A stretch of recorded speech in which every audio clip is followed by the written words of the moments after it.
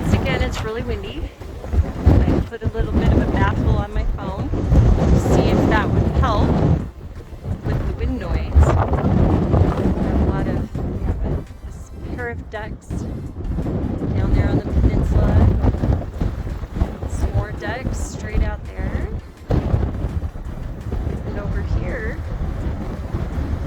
we have some Canada geese. If the wind wasn't blowing like crazy, it would be a beautiful day. And here's the version without the baffle.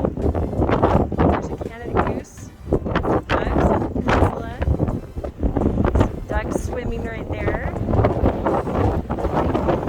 Canada geese out here. Really windy, really nasty.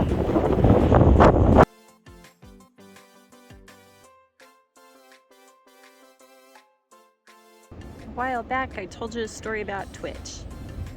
Well, here's his pool. It's still iced over. Everything else around it is pretty much melted.